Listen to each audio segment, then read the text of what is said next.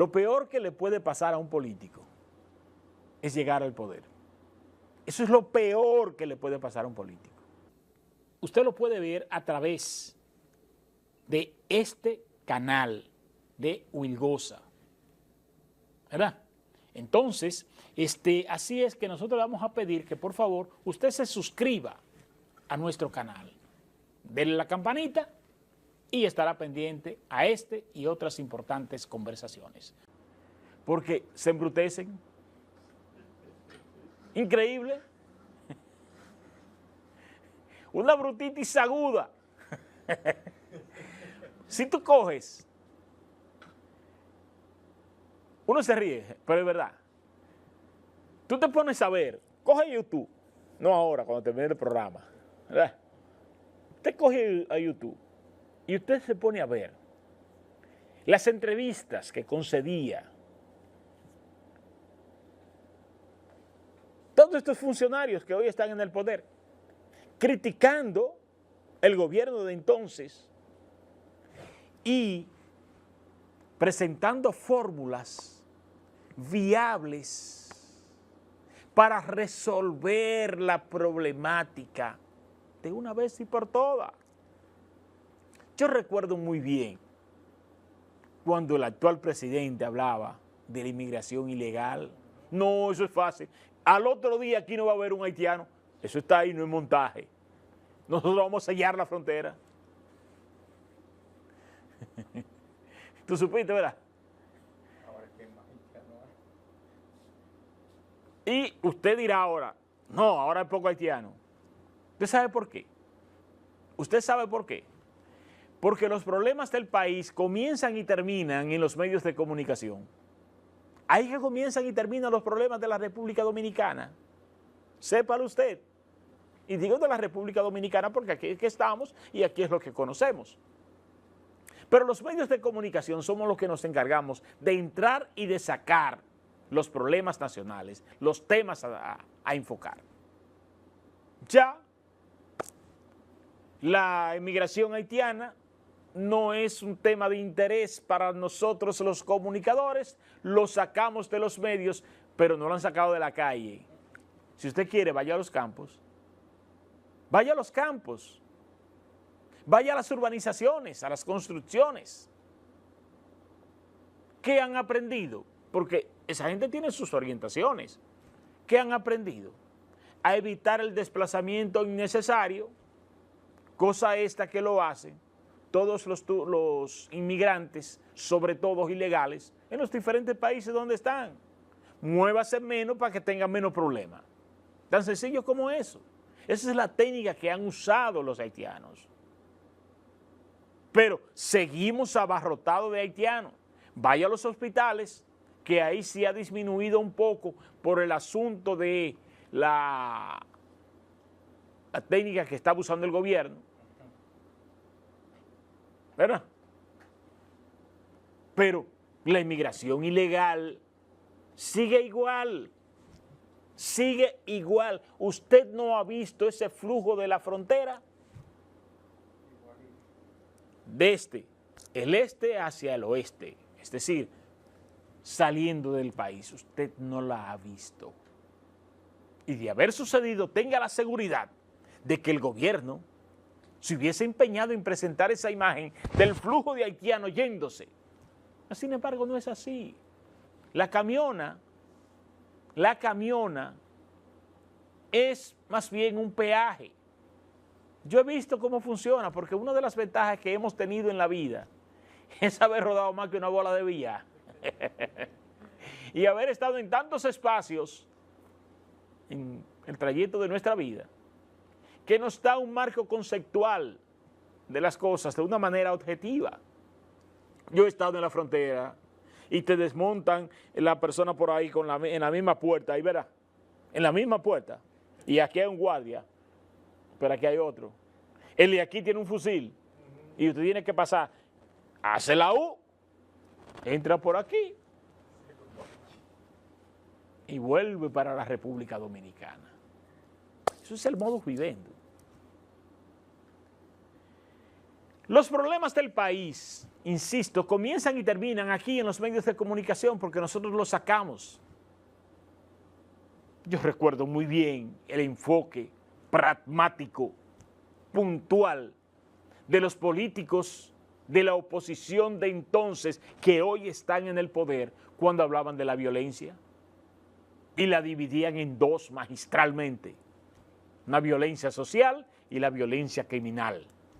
La violencia criminal debe ser enfrentada con la ley, dicho por ellos mismos, por ustedes mismos, los políticos, debe ser enfrentada con la ley, con una reforma al Código Penal, que ya por fin fue aprobada, pero que estaría por verse la aplicación dentro de un año, y fueron conminados por el pueblo a hacerlo porque ya no aguantaba más.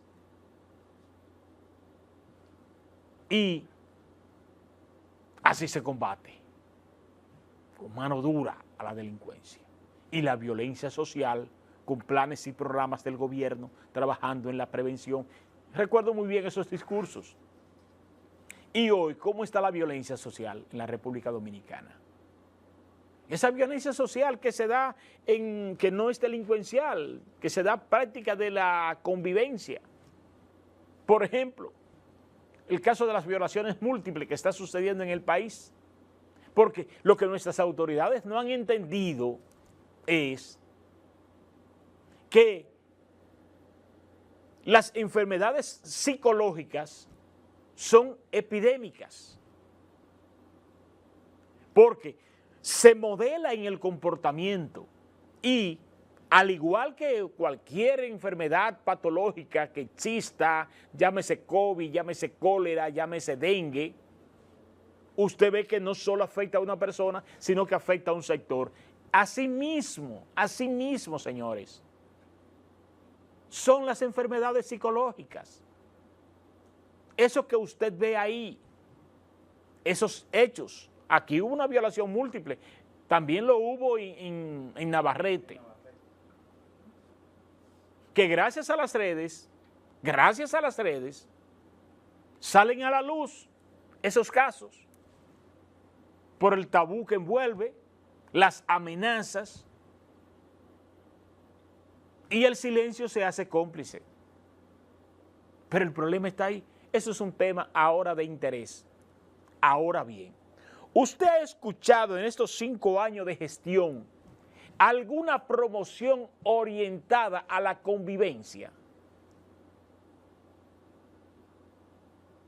¿Alguna política de Estado que usted diga, sí, esa política de Estado sí me gusta, porque esa política de Estado puede conllevar a una sociedad más consciente, con una correcta promoción?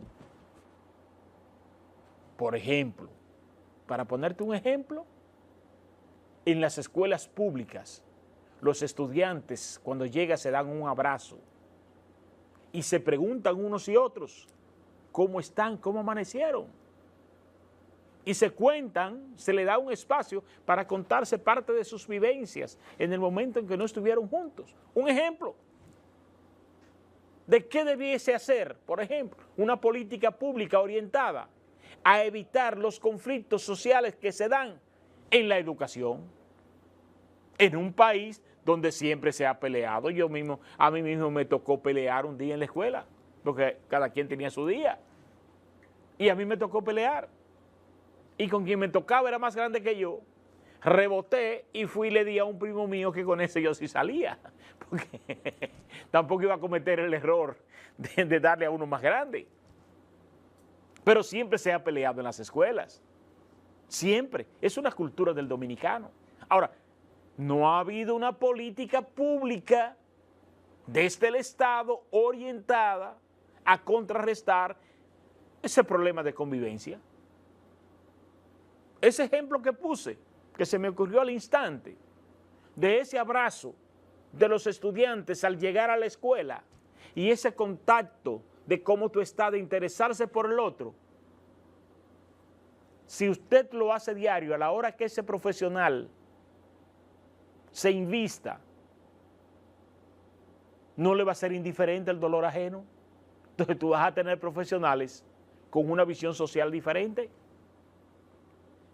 Eso es un ejemplo de una política pública. Nosotros vimos un estudiante que fue esperado en la puerta de un liceo y lo golpearon bruscamente. Estaba en cuidados intensivos en Santo Domingo. En el mismo perímetro de la escuela no hay seguridad. Y todas las escuelas del país, en más de un 95%, son construidas en lugares vulnerables. Porque sepa usted que el Estado Dominicano ha cometido la irresponsabilidad del siglo permanente por la construcción de escuelas solo en lugares vulnerables, sin tener un marco de protección, un perímetro que usted sienta que esa persona, que sus niños y los maestros estén protegidos. ¿Por qué? Porque aquí los gobiernos son gobiernos populistas. No es que le interesen los pobres, lo que pasa es que los pobres son los más muchos. Y como son los más muchos, aquí se piensa no en función de la condición, sino de la numerosidad por la visión electoral.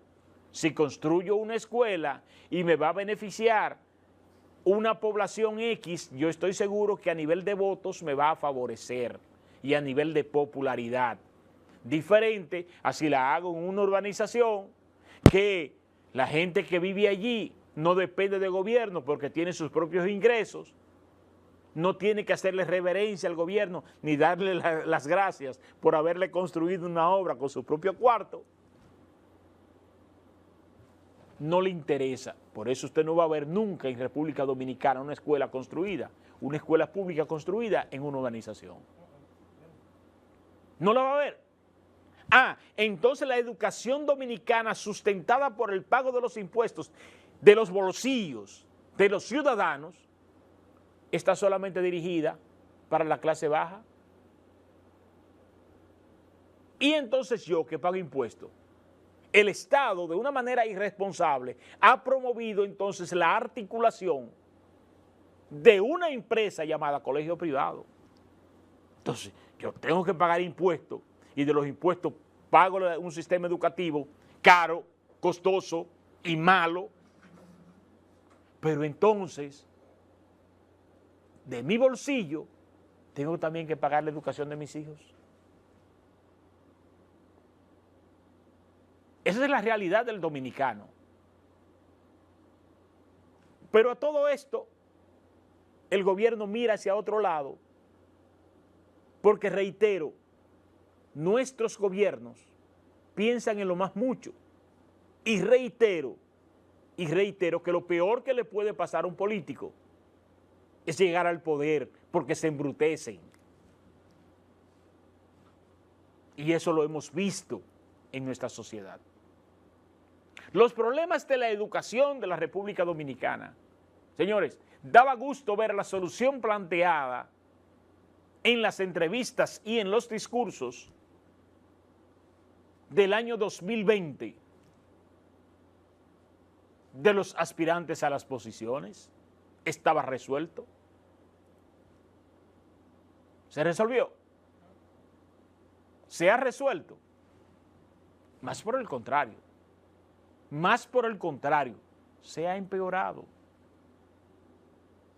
Pero aquí tenemos un afán de dañarlo todo. Pero es que el populismo se ha metido al poder y ya la capacidad y las competencias no existen.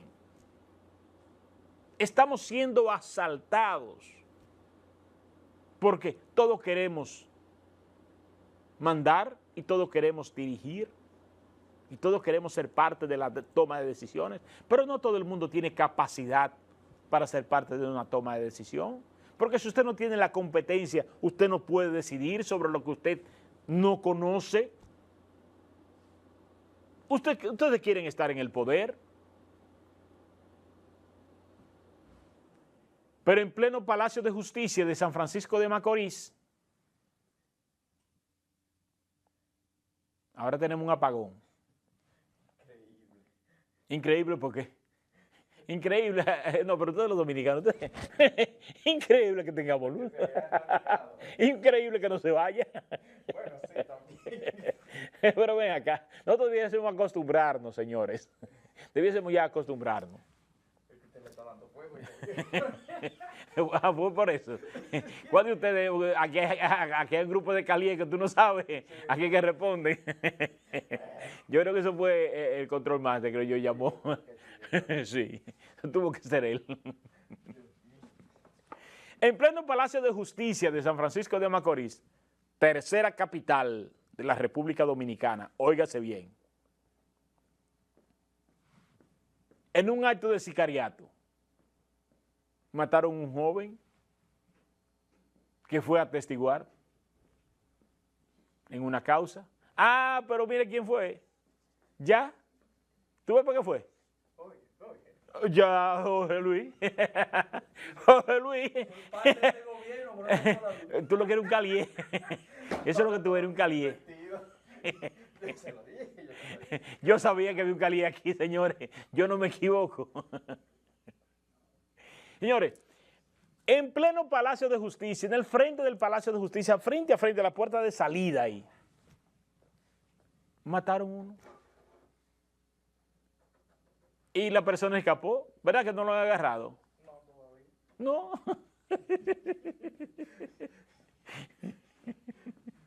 Señores, ustedes no quieren que uno se burle de ustedes, pero ante tanta ineptitud, ante tanta mediocridad en el ejercicio de una función, a uno solamente le queda reírse.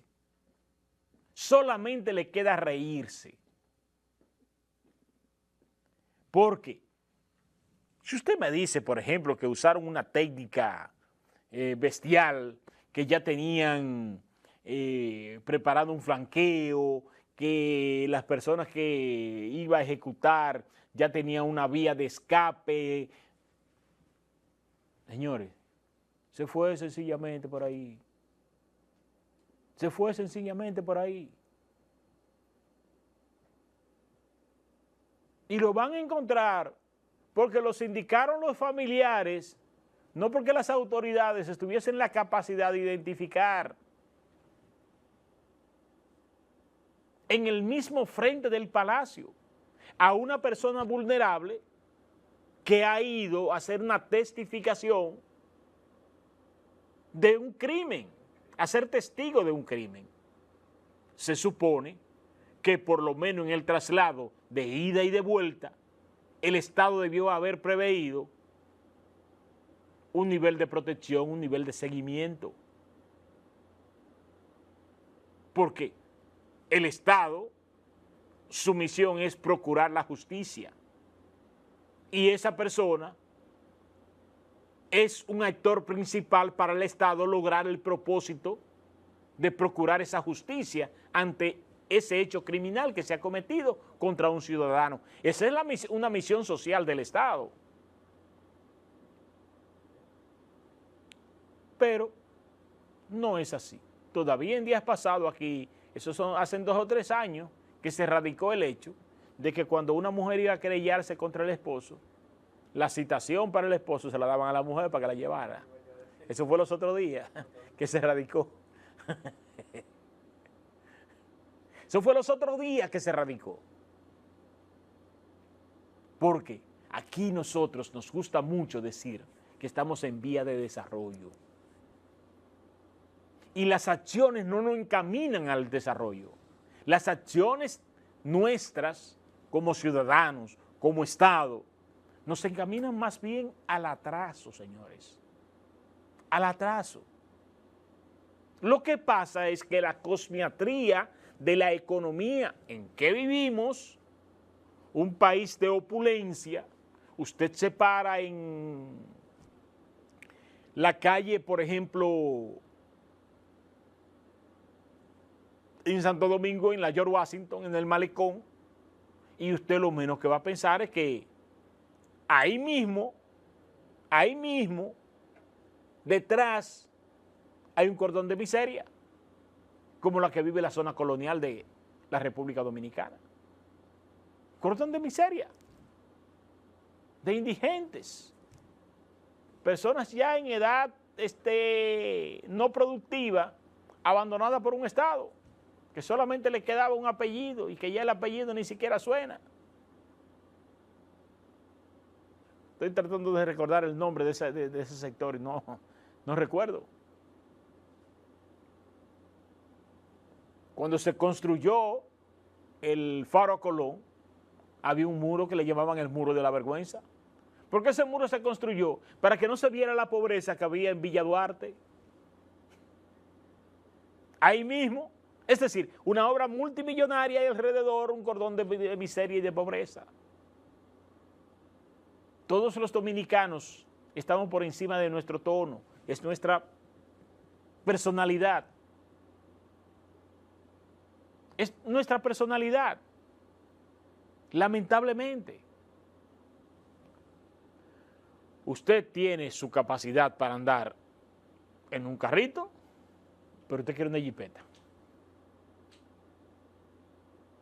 Usted puede ir y usar por ejemplo, una camisa de manufactura, mandada a hacer, donde un sastre. Ah, no, pero quiero tener una de Oscar de la Renta. Una camisa,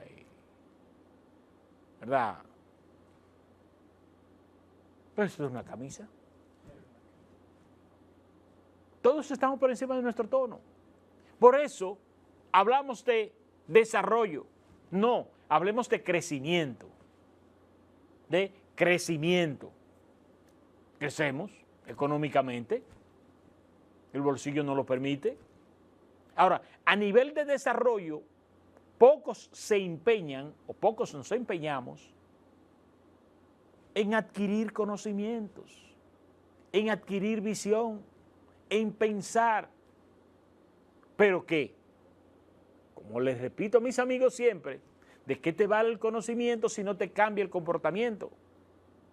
¿De qué te vale ser un licenciado, ser un médico, ser un abogado? ¿De qué te vale a ti ser un perito? Cuando a la hora de actuar no pone esos elementos a la disposición de esa acción que tú vas a ejecutar. ¿De qué nos vale ser profesional, pechito parado, si a la hora de ir a votar somos tan miserables como aquel hambriento que fue a votar por 500 pesos? Yo voy a votar por un empleo. Soy tan miserable como esa persona. Soy tan pobre como esa persona. Soy tan poco desarrollado como esa persona.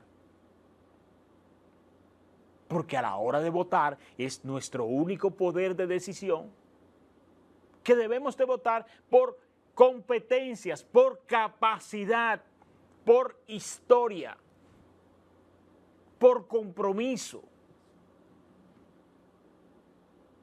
Y nos dejamos asaltar. Nos dejamos asaltar. Miren ustedes ya, por ejemplo, el caso de los apagones. Porque lo que nosotros no sabemos es que nosotros tenemos hilitos aquí. Hilitos. Esta mañana yo ni siquiera abrí las redes. Ni siquiera he abierto las redes hoy. ¿Para qué? Para ver si por lo menos hoy puedo hacer el programa sin las influencias de las tendencias de comunicación que nos bombardean por allí. Nos imponen los temas. Nos imponen los temas. Porque el ciudadano es un autómata del poder. El poder lo tiene manipulado, lo dirige con hilitos como los títeres. Por eso los temas entran y salen. No se solucionan, sino que no son parte del interés. Y por tanto no se tocan. ¿Se resolvió el problema de Cotuí con la Barrigol? No, sencillamente se sacó el tema del medio. ¿Se resolvieron los problemas de violencia? No, sencillamente se sacó del medio. ¿Se resolvieron los problemas de las escuelas que hubo aquí los conatos para... No, siguen igualitas, igualitas.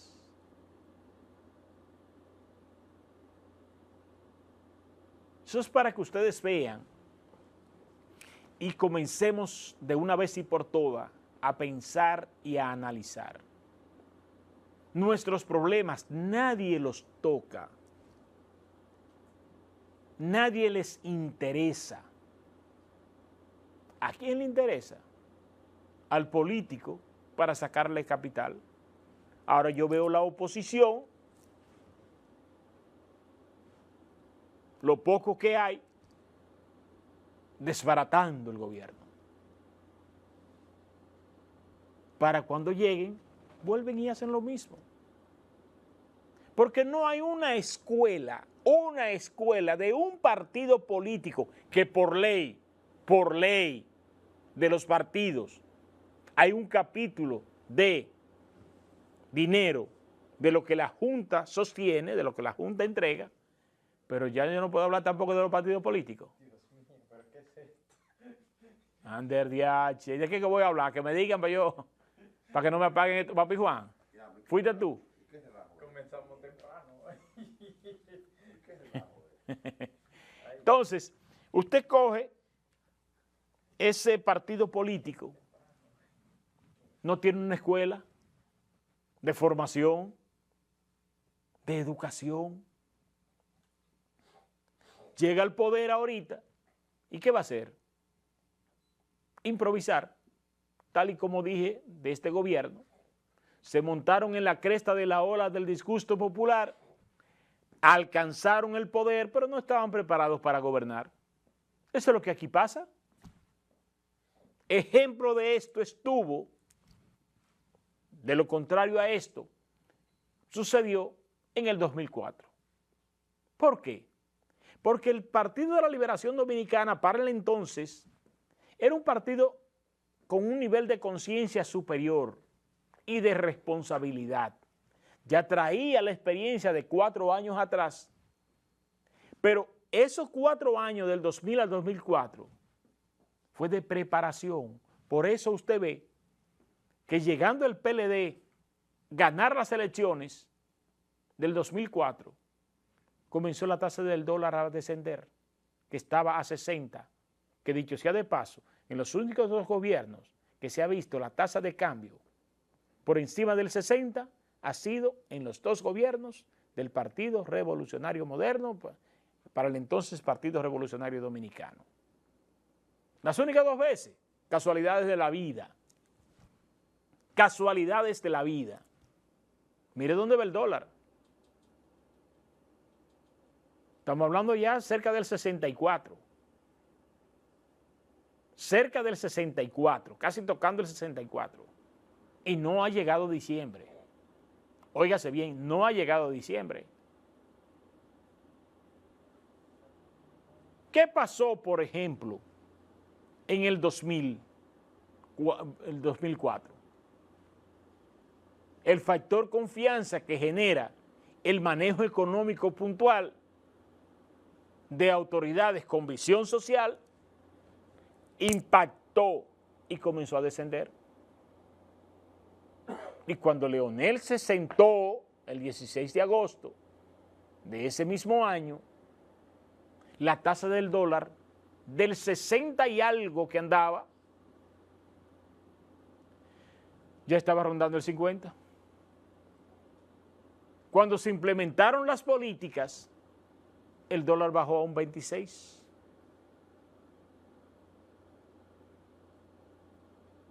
El dólar bajó a un 26. Y ustedes recuerdan que la población estuvo a un respiro. La población ahora está asfixiada. Y entonces, señor presidente y señores funcionarios y políticos de gobierno, ese discurso que ustedes nos vendieron en la campaña electoral del 2000 sobre la economía, ¿por qué no lo ejecutan?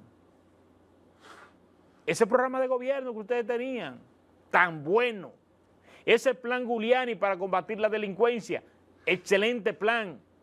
¿Por qué no lo ejecutan? ¿Saben por qué? Por la falta de compromisos. Porque capacidad hay, pero compromiso no tenemos. El compromiso es con nuestro bolsillo. Esta mañana leía en un chat que tenemos donde está el presidente y está también quien lo encabeza es Arismendi Díaz Santana. Y es un cientista de la seguridad social. Y hacía comentarios de un reportaje que hizo Nuria, nunca prácticamente la refiero, sobre SENASA, donde queda desvelizado el entramado corrupto, la poca responsabilidad, la misantropía, porque tal y como lo dije un día, hay carteras que son muy sensibles, que yo no resisto ver el dolo y la irresponsabilidad. Lo decía una vez en pleno gobierno del PLD, donde se denunció a la directora de Conani con la compra de unas carteras de lujo, cuando Conani tenía grandes deficiencias. Y yo decía, es una misantropía que el poco recurso de Conani se dilapide como se estaba dilapidando. Yo lo protesté en pleno gobierno del PLD, porque a mí mi único partido es RD, República Dominicana. Ese es mi único partido.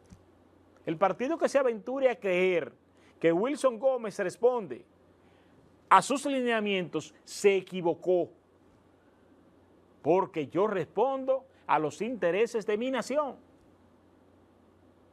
a los intereses de la República Dominicana. El que lo haga bien tiene mi apoyo, el que lo haga mal tiene mi censura, aunque simpatice, porque a mí la simpatía no me esclaviza, no me esclaviza. No, nunca lo ha sido. Es decir, usted es de los míos y usted hizo una cosa mal hecha, usted va criticado. Aunque usted sea de los míos, se equivocó, pero yo no puedo aplaudir lo que está mal. ¿Cómo puedo aplaudir esa manera alegre como se maneja el SENASA? Que dicho sea de paso, era una póliza muy bien manejada, una cartera muy bien manejada en los pasados gobiernos del PLD, al punto que cerraba en azul. Este gobierno la ha siniestralizado porque el consumo de esa póliza está por encima de los ingresos. Eso es lo que se llama siniestralización en materia de seguridad social, en materia de ARS. Usted siniestra una póliza cuando usted va, por ejemplo, a un centro clínico y usted lo ingresan, una cirugía, y usted se gasta en usted $500,000 de pesos. Pero los aportes que usted ha hecho en toda su existencia a esa ARS, a ese seguro, no llega a 100,000 pesos. Usted siniestró esa póliza, su póliza, ¿verdad? Porque usted consumió más que lo que aportó. En SENASA se está consumiendo más que lo que está recibiendo por per cápita. El per cápita es la asignación por persona que se le asigna a la ARS a la que usted pertenece, aunque usted no la use. Por ejemplo, yo no fui al médico el mes pasado, pero hay un per cápita que le llegó a esa ARS a la que yo pertenezco para cubrir mi salud. Yo no la usé, mejor.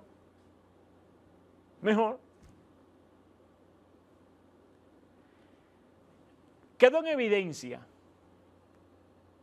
y no al punto, porque todavía no se ha tocado el meollo que yo puedo estar equivocado con este caso del SENASA.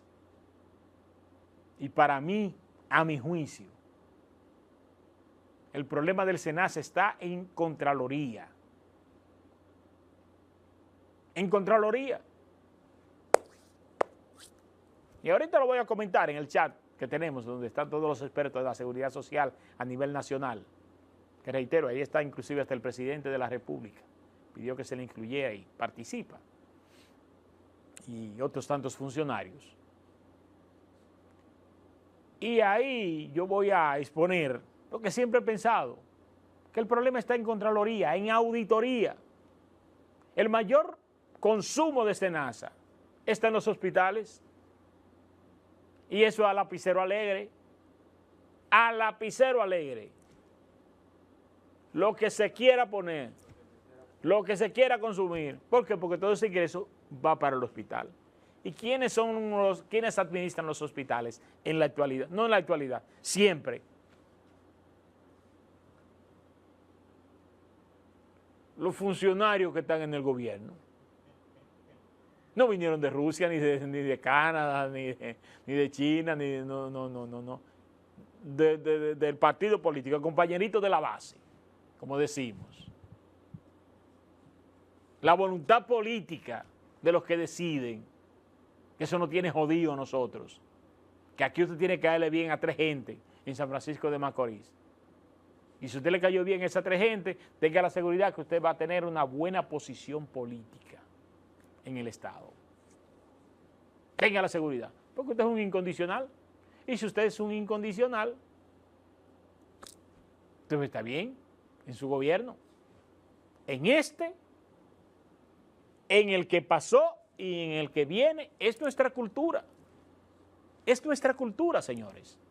Porque nosotros criticamos a los políticos, pero se nos olvida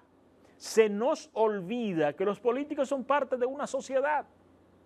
Entonces, no vamos a mirar al partido político, vamos a mirar a la sociedad, qué líderes está construyendo, qué es lo que está saliendo del tejido social, del seno social, qué es lo que está saliendo, qué es lo que estamos formando, para que entonces nosotros podamos evaluar los políticos.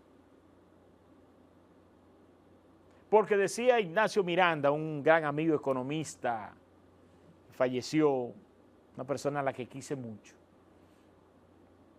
Fue inclusive asesor de Herrera Campins, presidente de Venezuela, y trabajó mucho en lo que era la socialdemocracia de América Latina. Una persona muy connotada del país. Decía Ignacio Miranda, si el político roba, no fue la política que le dijo que robara, ya ese era ladrón desde antes de ser político. Esa es la realidad. Esa es la realidad, señores. Entonces, si usted ve que un estudiante es mediocre, se gradúa, usted bien sabe que no va a ser bueno. Pero si ahorita es el que está dirigiendo, usted sabe que se lo va a hacer peor. Peor lo va a hacer. Y nosotros lo aplaudimos. No, espérate. Yo voto por ti, pero ten la seguridad de que si tú llegas al gobierno, yo te voy a exigir de que tú me escojas los mejores hombres y mujeres para dirigir los destinos de la nación que se enmarcan en la acción de cada una de sus estructuras. Entonces yo te voy a apoyar. Pero con esa condición me fallaste, no cuenta con el apoyo otra vez. Si los pueblos pasáramos factura a nuestros políticos, si tuviésemos un sentido crítico, que es una de las peores cosas que puede perder una sociedad, el sentido crítico, y por eso en la educación, insisto, debe aumentarse la criticidad, debe aumentarse la parte crítica del conocimiento, para nosotros tener funcionarios más conscientes porque hayan salido de una sociedad más consciente. Pero nosotros no podemos pedir que un funcionario sea consciente cuando sale de una sociedad electoral, de campañas, de maquillajes, de cosmetrías. Por eso es que cuando evaluamos nuestros políticos, tenemos que hacer una introspección y evaluarnos nosotros mismos. Porque somos nosotros que lo elegimos. ¿Y a quién elegimos? Al peor. ¿Tú te imaginas en una sociedad como San Francisco de Macorís, tú teniendo gente de la dimensión, y voy a pecar de mencionar a 2 o 3, William de Jesús Salvador, una eminencia de la salud y que en diplomacia sentó precedentes en Alemania, siendo condecorado después de haber entregado la legación, entiéndase bien. ¿Dónde está William? En su consultorio. No lo toman en cuenta. ¿Cómo los PRMistas pueden permitir, si fueran a nivel de conciencia, no a nivel electoral, sino a nivel de conciencia, que un gobierno suyo tenga a uno de los suyos con capacidad desaprovechada? Como nosotros tuvimos que permitir, para no crearnos un disgusto con Danilo Medina y con Leonel, que mantuvieran a Juan Octavio Ceballos en su casa y no le entregaran una posición de Estado como se lo merecía para ejercerla con dignidad y con decoro. Pero sí, la dirección de San Francisco de Macorís se empantalonaba y le exigía y le reclamaba al comité político del PLD sobre la posición de sustentar una posición de Estado en respaldo a Juan Octavio Ceballos, entonces Danilo se disgustaba y la gente del comité político se disgustaban de los dirigentes y no lo iba a tomar en cuenta porque pensamos de manera electoral y tuvimos que soportar los 16 años como uno de los mejores hombres de este país sentado en su casa, en su consultorio, y de los funcionarios más probos que tuvo el primer gobierno del PLD, y con capacidad. Le puse esos 2 ejemplos. Pero usted se cree que Luis Elías Esmurdot es para estar como general de los bomberos. La capacidad de Luis es para estar en una posición a nivel nacional dirigida con puntualidad. Le estoy poniendo 3 ejemplos, 2 de ustedes y 1 de nosotros.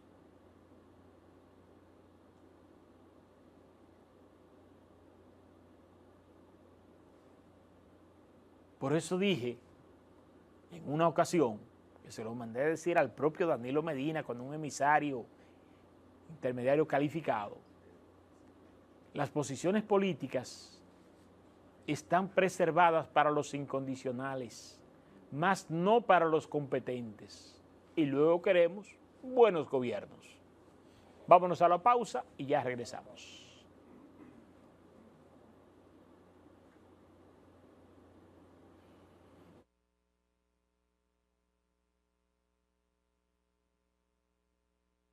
De la realidad misma, el poder de la información, un programa de panel semanal dedicado al análisis de los temas con los exponentes más calificados en un diálogo de altura y objetividad por el canal 8 de la comodidad de tu hogar, en la cama o en el sofá, junto a tu familia. Ahí disfrutarás el poder de la información. Cada domingo de 9 a 11 de la mañana por el canal 8, el poder de la información.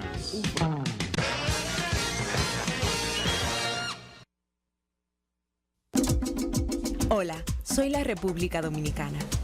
Soy el merengue que mueve tus pasos y la bachata que despierta tus recuerdos. Soy la tambora que late con el corazón del pueblo. Soy el sabor de un